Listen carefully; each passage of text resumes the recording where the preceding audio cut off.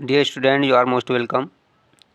BA final year Hindi की इस series में आपका एक बार से फिर हम हार्दिक स्वागत करते हैं और आपकी सेवा में फिर से यहाँ पर मौजूद हैं। देखिए, इसका फर्स्ट ए पार्ट हम बना चुके हैं, पार्ट 1A, और पार्ट 1B हम लेकर यहाँ पर आपके सामने हैं। सच्चिदानंद हीरानंद वासनन अज्ञे के बारे में ये पार्ट था। इसके बहुविकल्पीय प्रश्न हम यहाँ पर कर रहे हैं। तो देखिए, हम शुरू कर लेते हैं। बहुविकल्पीय प्रश्न, ऑब्जेक्टिव टाइप क्वेश्चन।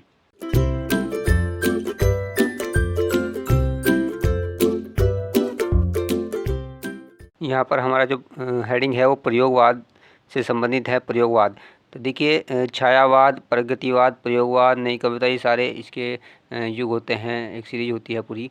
तो यहाँ पर देखिए, प्रश्न नंबर 54 निकल कर आया। इससे पहले 53 प्रश्न जो है वो फर्स्ट ए पार्ट में हम कर चुके हैं, पार्ट 1A में, और 1B यहाँ पर अब शुरू है। तो प्रयोगवाद का प्रवर्तक माना गया, ऑप्शन दिए गए यहाँ पर, नेमिचंद्र जैन को, या अज्ञे को, या मुक्ति बोध को, या नरेश मेहता को। तो देखिए, प्रयोगवाद का जो प्रवर्तक है, यानी जिन्होंने इसकी शुरुआत की है, वो अज्ञे जी को ही माना जाता है। इसलिए यहाँ पर ऑप्शन बी अज्ञे को सही उत्तर होगा। प्रश्न नंबर 55, सच्चिदानंद हीरानंद वात्स्यायन अज्ञे किस काल के कवि थे? देखिए, यहाँ पर ऑप्शन दिए गए हैं, प्रयोगवाद, या छायावाद, या प्रगतिवाद, या हालावाद। देखिए, अभी ऊपर बात कर रहे थे, तो प्रयोगवाद के कवि हैं, प्रयोगवाद के प्रवर्तक माने जाते हैं अज्ञे जी, इसलिए ऑप्शन ए प्रयोगवाद सही उत्तर होगा। प्रश्न 56, प्रयोगवादी काव्य की समय सीमा है, यानी प्रयोगवादी जो काव्य है वो कब से कब तक माना जाता है? तो ऑप्शन दिए गए, देखिए, सन 1936 से 1943, या 1959 से 1970, या 1943 से 1959, या इनमें से कोई नहीं। तो जो ये माना जाता है प्रयोगवादी काव्य, वो 1943 से और 1959 तक माना जाता है। ठीक है, तो इसलिए यहाँ पर सही उत्तर होगा ऑप्शन सी, सन 1943 से 1959 ईस्वी। प्रश्न 57, प्रयोगवादी नवीन काव्य धारा को जन्म देने और विकसित करने का श्रेय किसको प्राप्त है? ऑप्शन दिए गए यहाँ पर, भवानी प्रसाद मिश्र, या अज्ञे, या रघुवीर सहाय, या कुंवर नारायण। तो देखिए, जो प्रयोगवादी नवीन काव्य धारा को जो जन्म दिया था वो अज्ञे जी के द्वारा ही है, इसलिए ऑप्शन यहाँ पर बी अज्ञे सही उत्तर होगा। प्रश्न नंबर 58, प्रयोगवाद का कालांतर में विकास हुआ। इसका मतलब ये है कि प्रयोगवाद के बाद कौन सा काल चला, कौन सा युग चला कविता के रूप में? तो प्रयोगवाद के बाद जो चला वो नई कविता का युग चला। नई कविता का, जैसे आप इससे पहले देखते हैं कि पहले छायावाद रहा, उसके बाद प्रगतिवाद रहा, उसके बाद आपका प्रयोगवाद, और फिर नई कविता। तो नई कविता इसका सही उत्तर होगा, तो ऑप्शन सी नई कविता में। प्रश्न 59, प्रयोगवाद को व्यक्तिवाद की संज्ञा देकर प्रयोगवाद समर्थकों ने इस नाम को त्याग कर कौन सा नया नाम दिया था? यानी प्रयोगवाद के बाद कौन सा नया नाम आया था?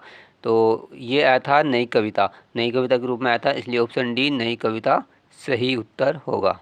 प्रश्न 60, अज्ञे जिनका व्यक्तित्व जटिल तथा काव्य जटिलतर है, प्रयोगवाद से घनिष्ठ संबंध रखते हैं और उसके स्वरूप को रूपायित करने तथा उसे उत्तर छायावादी काव्य प्रवृत्ति के रूप में प्रतिपादित करने का श्रेय उन्हें प्राप्त है। ये कथन है, यानी स्टेटमेंट दिया गया है, तो किसके द्वारा ये अज्ञे जी के बारे में कहा गया है? यहाँ देखिए, ऑप्शन दिए गए, डॉक्टर इंद्रनाथ मदान का, या डॉक्टर जगदीश गुप्त का, या धर्मवीर भारती का, या नरेश मेहता का। तो ये जो स्टेटमेंट है, कथन है, ये डॉक्टर इंद्रनाथ मदान जी ने उनके बारे में कहा था, इसलिए यहाँ पर जो सही उत्तर होगा वो option A doctor Indranath Madan का सही होगा। प्रश्न 61, हिंदी में प्रयोगवाद का प्रारंभ कब से माना जाता है? अभी उससे पहले हम शुरुआत देख रहे थे कि कब से कब तक इसका विस्तार है। तो सन 1943 से 1959 तक का ये काल है जो प्रयोगवाद के नाम से है, तो इसलिए इसकी शुरुआत जो है वो 1943 है, इसलिए ऑप्शन सी सन 1943 ईस्वी सही उत्तर होगा। प्रश्न 62, प्रयोगवाद का सबसे बड़ा दोष था, यानी इस वाद का जो प्रयोगवाद है इसका सबसे बड़ा दोष क्या था, वो हम यहाँ पर देखेंगे। ऑप्शन दिए गए, प्रगति का विरोध, या परंपरा का विरोध, या नवीन के प्रति मोह, या लोक कल्याण की उपेक्षा। तो यहाँ पर जो कहा जाता है वो ऑप्शन डी लोक कल्याण की उपेक्षा, इसका यहाँ पर ये सही उत्तर होगा। प्रश्न 63, अज्ञे ने ही प्रयोगवादी नई कविता और नए कवियों की पृष्ठभूमि तैयार की है। यानी नई कविता और नए कवियों की पृष्ठभूमि तैयार की है, यह उक्ति है। यानी किसने कहा था ये? ऑप्शन दिए गए, नामवर सिंह ने कहा था, या डॉक्टर द्वारिका प्रसाद सक्सेना, या कुंवर नारायण, या डॉक्टर कुंवर बेचैन। तो देखिए, ये जो कहा था कि नई कविता और नए कवियों की पृष्ठभूमि अज्ञे जी ने तैयार की है, ये कहा था डॉक्टर द्वारिका प्रसाद सक्सेना जी ने। तो इसलिए यहाँ पर ऑप्शन बी डॉक्टर द्वारिका प्रसाद सक्सेना की सही उत्तर होगा। प्रश्न 64, प्रयोगवादी काव्यधारा की प्रवृत्ति एवं चिंतन पद्धति का सर्वाधिक विवेचन किसने किया? ऑप्शन दिए गए यहाँ पर, नरेश मेहता, नागार्जुन, या हरि नारायण व्यास, या अज्ञे। तो अज्ञे जी ने ही किया था, इसलिए सही उत्तर होगा ऑप्शन डी अज्ञे है। नेक्स्ट हेडिंग हमारा जो है वो तार सप्तक को लेकर है। देखिए यहाँ पर 4 सप्तक बनाए गए थे, जो अज्ञे जी ने ही इनको बनाया था। इसमें क्या हुआ था कि तार जितने भी सप्तक थे, इसमें उन्होंने 4 पार्ट किए थे। इसके 4 तार सप्तक बनाए थे, फर्स्ट, सेकंड, थर्ड और फोर्थ। इसको तार सप्तक और द्वितीय, तृतीय, प्रथम, मतलब चतुर्थक इसको नाम दिए थे। तो इसी तरह इनमें फिर 7-7 कवि उन्होंने लिए थे, यानी 7-7 कवि इनमें रखे थे। तो 28 कवि यहाँ पर उन्होंने का अरेंजमेंट किया था, उनकी कविताओं को रखा था यहाँ पर।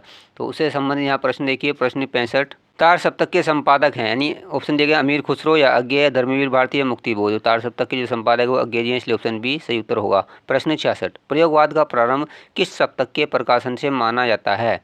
तो प्रयोगवाद का प्रारंभ है वो किस सप्तक से, यानी जो शुरुआत में होगा तो 1943 में आपने देखा कि शुरुआत हुई थी। तो प्रथम जो तार सप्तक है, जिसको तार सप्तक कहा जाता है, उससे माना जाता है, और ऑप्शन ए यहाँ पर सही उत्तर होगा।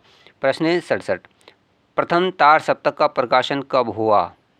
तो 1943 में हुआ था इसका, तो इसलिए ऑप्शन ए सन 1943 ईस्वी सही उत्तर होगा। प्रश्न 68, अज्ञे ने किस पत्र का संपादन किया? ऑप्शन दिए गए यहाँ पर, प्रतीक, या संवेदना, या धर्मयुग, या साप्ताहिक हिंदुस्तान। तो इन्होंने, अज्ञे जी ने जो पत्र का संपादन किया था वो पत्र था प्रतीक, इसलिए ऑप्शन ए प्रतीक सही उत्तर होगा। प्रश्न 69, दूसरा सप्तक कब प्रकाशित हुआ? तो जो दूसरा सप्तक था वो कब प्रकाशित हुआ? देखिए, पहला 1943 में हुआ था, दूसरा 1951 में यहाँ पर हुआ था। तो इसलिए सही उत्तर होगा ऑप्शन सी सन 1951 ईस्वी। प्रश्न 70, अज्ञे ने किस सप्तक की भूमिका में प्रयोग शब्द को स्पष्ट किया? ठीक है, तो यहाँ पर देखिए ऑप्शन दिए गए, पहला तार सप्तक में, या दूसरा सप्तक में, या तीसरा, या चौथा। तो ये दूसरा सप्तक जो था, जो 1951 में शुरुआत हुई थी, प्रकाशित हुआ था, तो उससे में ये प्रयोग शब्द जो है स्पष्ट हुआ था, इसलिए ऑप्शन बी दूसरा सप्तक सही उत्तर होगा। प्रश्न 71, तीसरा सप्तक का प्रकाशन कब हुआ?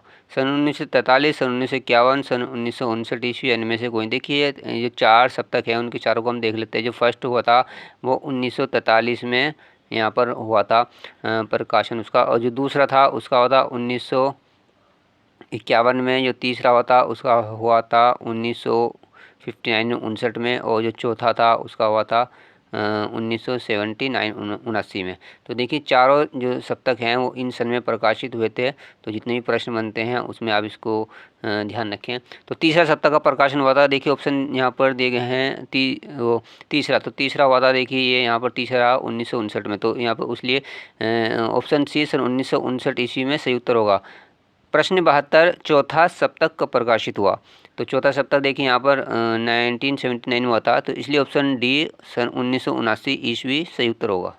नेक्स्ट हेडिंग हमारा यहाँ पर रहेगा तार सप्तक के कवि। देखिए, अभी बात कर रहे थे कि 4 तार सप्तक हैं, 4 सप्तक हैं, जिसमें पहला, दूसरा, तीसरा, चौथा। तो इनमें हमने कहा था कि एक में 7 कवियों को अज्ञे जी ने यहाँ पर अरेंजमेंट किया था। तो इस तरह से इनको आप किसी एक पेज के ऊपर नोट कर लीजिए और इनको मेमोराइज कर लीजिए, ताकि आपके जितने भी क्वेश्चन बनते हैं इनके ऊपर वो आप सही से हल कर सकें। तो देखिए, यहाँ पर तार सप्तक के कवियों में पहला पहला तार सप्तक का मतलब यहाँ पहला, तो गयानंद माधव मुक्तिबोध ये कवि, और रामविलास शर्मा, नेमित चंद्र जैन, भारत भूषण अग्रवाल, गिरिजा कुमार माथुर जी, प्रभाकर माचवे और अज्ञे जी।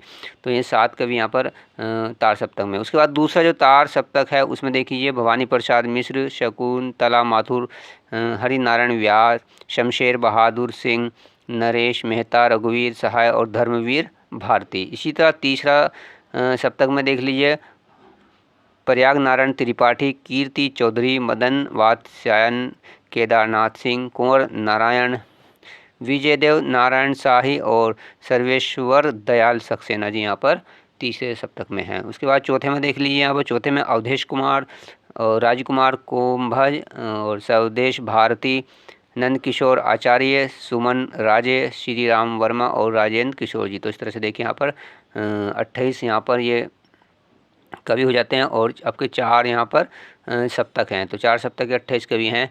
तो जितनी भी कविता हैं या कविता संग्रह हैं वो इनके अकॉर्डिंग ही अज्ञे जी ने उनको अरेंजमेंट यहाँ पर किया था। प्रश्न 73 देखिए, अज्ञे ने कुल कितने सप्तकों का संपादन किया? अभी हम देख रहे थे ऊपर, तो उन्होंने 4 सप्तक बनाए थे, इसलिए ऑप्शन डी 4 सही उत्तर होगा। प्रश्न 74, तार सप्तक में कितने कवियों को स्थान मिला? तो देखिए कोई सा भी सप्तक हो, उसमें 7-7 कवियों को यहाँ पर स्थान दिया गया था। चारों में 7-7 कवियों को स्थान दिया गया था, इसलिए ऑप्शन ए 7 यहाँ पर सही उत्तर होगा। प्रश्न 75, शकुंतला किस तार सप्तक की कवयित्री हैं? अभी आपने ऊपर लिस्ट देखी है, तो उसमें देख सकते हैं कि किस सप्तक में है। तो शकुंतला जी माथुर जी हैं, जो वो दूसरे सप्तक की कवयित्री हैं, इसलिए ऑप्शन बी दूसरा सप्तक सही उत्तर होगा। प्रश्न 76, दूसरे तार सप्तक में कौन कवि नहीं है? देखिए यहाँ कवि दिए गए ऑप्शन में भवानी प्रसाद मिश्र या नरेश मेहता या गिरिजा कुमार माथुर या धर्मवीर भारती। तो कौन से तार सप्तक में नहीं है, यानी तार सप्तक यानी फर्स्ट में नहीं है। तो देखिए फर्स्ट में जो है वो इसमें से गिरिजा कुमार माथुर जी नहीं है, इसलिए ऑप्शन सी गिरिजा कुमार माथुर सही उत्तर होगा। प्रश्न 77, अज्ञे मेरे लिए बहुत बड़े शिल्पी, शब्द और कला अभिव्यक्ति के पारखी, शालीन और सुरुचि संपन्न, तटस्थ, आत्मलीन और अंदर से मैं समझता हूँ एक अच्छे इंसान रहे हैं, यह कथन है। यानी ये बात किसने कही थी, उनके बारे में इतनी इम्पोर्टेंट बात कही थी? तो ये कही थी शमशेर बहादुर जी ने, शमशेर बहादुर जी ने कही थी, इसलिए यहाँ पर ऑप्शन सी सही उत्तर होगा। प्रश्न 78, अज्ञे के तीसरा सप्तक में कितने कवियों की कविताएं संग्रहित हैं? तो देखिए 7-7 कवि थे, इसलिए ऑप्शन सी 7 सही उत्तर होगा। प्रश्न 79, निम्न कवयित्रियों में कौन सी कवयित्री तार सप्तक के अंतर्गत संकलित है? ऑप्शन देंगे यहाँ पर महादेवी वर्मा या कीर्ति चौधरी या मीराबाई या अमृता प्रीतम। तो देखिए अभी तार सप्तक की हम बात कर रहे थे, लिस्ट देख रहे थे, तो उसमें कीर्ति चौधरी का नाम तो था, इसलिए ऑप्शन बी कीर्ति चौधरी सही उत्तर होगा। नेक्स्ट हेडिंग हमारा है अज्ञे के कथन टिप्पणी मत पंक्ति, यानी अज्ञे जी ने कुछ यहाँ पे स्टेटमेंट कहे हैं, कुछ टिप्पणी की है, कुछ पंक्तियाँ बोली हैं, उनके मुंह से निकली हैं, कुछ कविता की लाइन हो सकती हैं। तो इससे संबंधित भी प्रश्न एग्जाम में पूछ लिए जाते हैं। देखिए प्रश्न 80, ये किसी एक स्कूल के नहीं, किसी एक मंजिल पर पहुँचे नहीं हैं, अभी राही हैं। यानी अभी राही हैं का मतलब यह है कि अभी वो सफ़र उनका जारी है, उनकी यात्रा अभी जारी है। अज्ञे ने टिप्पणी किन के लिए की, यानी किसके लिए उन्होंने कही थी? तो देखिए आप ऑप्शन देखें, प्रगतिवादी कवियों के लिए या नई कवियों के लिए या प्रयोगवादी कवियों के लिए या समकालीन कवियों के लिए। तो क्योंकि प्रयोगवाद से संबंधित है, इसलिए सही उत्तर होगा ऑप्शन सी प्रयोगवाद कवियों के लिए। प्रश्न 81, प्रयोग अपने आप में इष्ट नहीं है वरन वह साधन है, ये कथन किसका है? ऑप्शन दिए गए यहाँ पर मुक्तिबोध का या अज्ञे का या धर्मवीर भारती का या रामविलास शर्मा का।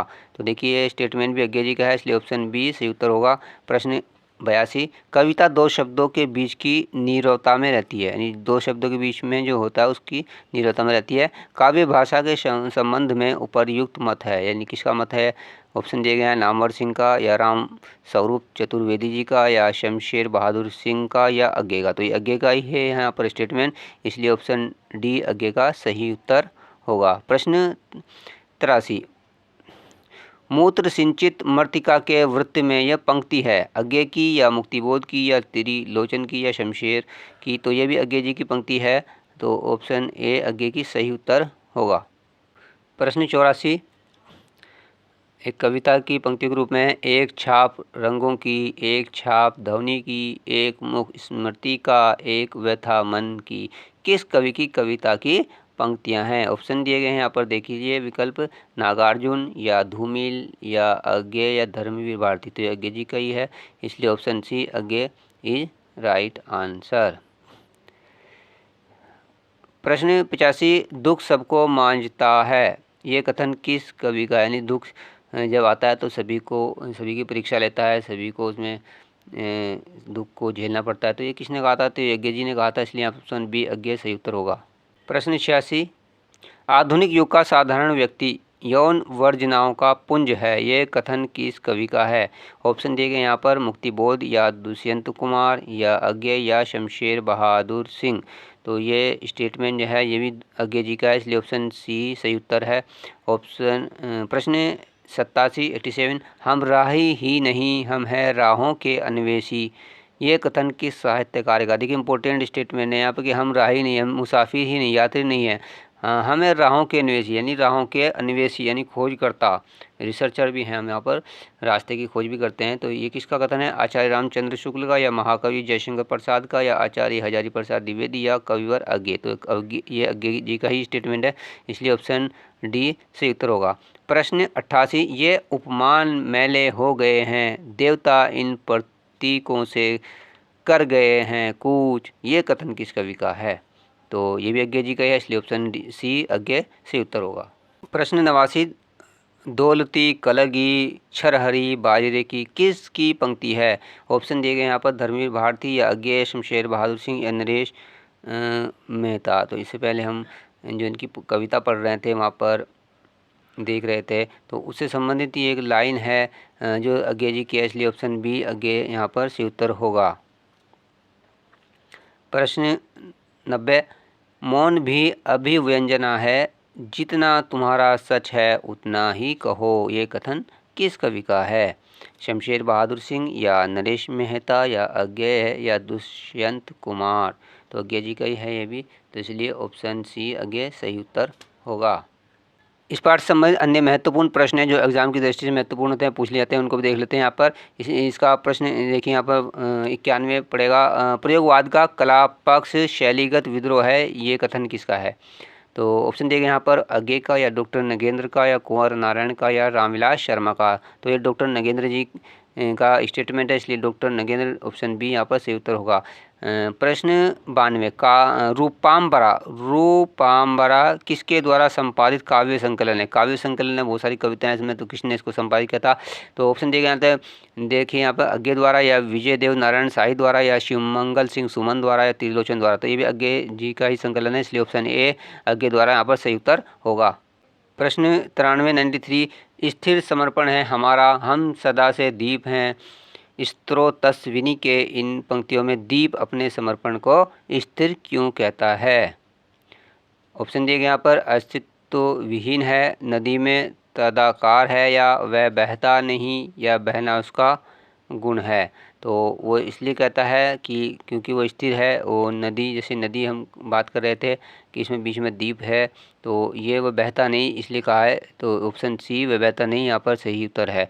प्रश्न 94, अमेरिका के कैलिफोर्निया विश्वविद्यालय में भारतीय संस्कृति और साहित्य के अध्यापक के रूप में किस कवि ने कार्य किया था?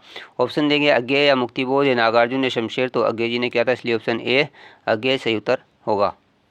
प्रश्न 95, यह दीप अकेला स्नेह भरा है, गर्व भरा मदमाता, पर इसको भी पंक्ति को दे दो। ऊपर युक्त पंक्तियों में पंक्ति का अभिप्राय किससे है? पंक्ति का क्या मतलब है यहाँ पर इसमें? तो एक ऑप्शन दिया गया, समाज या विद्यार्थियों की कतार या विद्यालय देश। तो समाज से संबंधित है, इसलिए ऑप्शन ए समाज सही उत्तर होगा। प्रश्न 96, कलगी बाजरे की रचना किस शैली के आधार पर हुई? ऑप्शन दिए गए यहाँ पर, विवरणात्मक या प्रतीकात्मक या चित्रात्मक या विश्लेषणात्मक। तो प्रतीकात्मक रूप में हुई, इसलिए ऑप्शन बी प्रतीकात्मक से उत्तर होगा। प्रश्न 97, अज्ञेय की रचना नहीं है, यानी कौन सी इनमें से अज्ञेय की रचना नहीं है? ऑप्शन दिए गए, बावरा अहेरी, ये उनकी रचना है, महावृक्ष के नीचे ये भी है, नदी की बांक पर छाया ये भी है, कमल के फूल ये नहीं है। तो इसलिए ऑप्शन डी कमल के फूल से उत्तर होगा। प्रश्न 98, दीप अकेला स्नेह भरा पंक्ति को दे दो में कौन सा अलंकार है? ऑप्शन दिया गया, मानवीकरण या भ्रांतिमान या संदेह या अन्य। तो यहाँ पर मानवीकरण अलंकार का यूज किया गया, इसलिए ऑप्शन ए मानवीकरण सही उत्तर होगा। प्रश्न 99, अज्ञे पर सर्वाधिक प्रभाव पड़ा पाश्चात्य विचारक, यानी पाश्चात्य विचारकों में किसका सबसे ज़्यादा प्रभाव पड़ा था? तो ऑप्शन दिए गए यहाँ पर देखिए, T.S. इलियट का, या लॉरेंस का, या एथिस का, या अन्य का। तो जो T.S. इलियट है उनका ज़्यादा प्रभाव पड़ा था, इसलिए ऑप्शन ए सही उत्तर होगा। प्रश्न 100 यानी आपका देखिए यहाँ पर शतक लग चुका है। यह है, दीप अकेला स्नेह भरा है गर्व बड़ा मद माता पर। प्रस्तुत कविता में दीप किसका प्रतीक है? तो दीप से का मतलब है किसको शो करता है? तो देखिए ऑप्शन दिए गए, मानव को, या चिराग को, या प्रकाश को, प्रसन्नता को। तो इस दीप का संबंध यहाँ पर जो है वो मानव से है, इसलिए ऑप्शन ए मानव। देखिए डियर स्टूडेंट, आपको ये सीरीज कैसी लग रही है जरूर हमें कमेंट करके बताइएगा, और ताकि हम इससे आगे की जो पार्ट हैं उनको भी आपके लिए ला सकें। प्रश्न 101, सम्राज्ञी का नैवेद्य दान में सम्राज्ञी कौन है? ऑप्शन दिए गए हैं, कोमियो, रोमियो, जूलिया, या कीमोनो। तो ये कोमियो यहाँ पर हैं, सम्राज्ञी जो है वो कोमियो है, इसलिए ऑप्शन ए कोमियो सही उत्तर होगा। आप इस पूरी कहानी को अपने सिलेबस में पढ़ सकते हैं। प्रश्न यहाँ पर देखिए 102, सम्राज्ञी का नैवेद्य दान में सम्राज्ञी का संबंध किस देश से, यानी किस देश से उनका संबंध है? ऑप्शन दिए गए यहाँ पर, नेपाल से, या श्रीलंका से, या जापान से, या भूटान से। तो इनका संबंध जापान से है, और जापान एक देश है जिसकी राजधानी टोक्यो है, और ये एशिया महाद्वीप में ही पड़ता है। इसके बाद देखिए प्रश्न नंबर 103, जापान की सम्राज्ञी किसके मंदिर में जाते समय असमंजस में पड़ गई? ऑप्शन दिए गए यहाँ पर, महावीर स्वामी के, या अग्नि के, या बुद्ध के, या सरस्वती के। देखिए जापान है या चाइना है, इनमें ज़्यादातर जो बौद्ध धर्म को मानने वाले यहाँ पर लोग काफ़ी रहते हैं, इसलिए ऑप्शन यहाँ पर शिव बुद्ध के सही उत्तर होगा। प्रश्न 103 हो चुका है हमारा। प्रश्न नंबर 104, सम्राज्ञी का नैवेद्यदान में किसको संबोधित किया गया है? ऑप्शन दिया गया यहाँ पर, श्री कृष्ण को, या श्री राम को, या बुद्ध को, या विवेकानंद को। तो यहाँ पर बुद्ध जी को ही संबोधित किया गया, इसलिए ऑप्शन सी बुद्ध सही उत्तर होगा। प्रश्न 105, स्वयं को राहों का अन्वेषी कहने वाला इनमें से कौन है? ये हम पढ़ चुके हैं, अज्ञे जी ने कहा था, तो इसलिए सही उत्तर होगा ऑप्शन ए अज्ञे।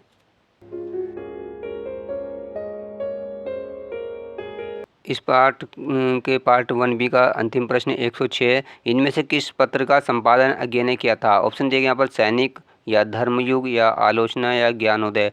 और डियर स्टूडेंट, आपको इसका आंसर देना है, उत्तर देना है, कमेंट करके बताना है कि इसका सही उत्तर क्या होगा। तो इस तरह से हमारा पार्ट 1B यहाँ पर समाप्त हो जाता है, और इसके बाद हम पार्ट 2 लेकर आपके सामने आएंगे। तब तक आप अपना टेक केयर और ख्याल रखिएगा, और अपने एग्ज़ाम की तैयारी में लग रहिएगा, ताकि आप अपनी जो लाइफ का जो टारगेट है उसको अचीव कर सके, और अपने देश का नाम दुनिया में, विश्व में ऊंचा कर सके। थैंक यू, जय हिंद। डियर स्टूडेंट एंड प्यारे बच्चों, अगर आप ये सभी सीरीज के नोट्स पढ़ना चाहते हैं और अपनी नॉलेज को बढ़ाना चाहते हैं, तो आप डिस्क्रिप्शन में जाकर यहाँ पर जितने भी हमारी यह वेबसाइट पर जाकर आप इन सभी नोट्स को यहाँ पर पढ़ सकते हैं, और अपनी अध्ययन को जारी रख सकते हैं।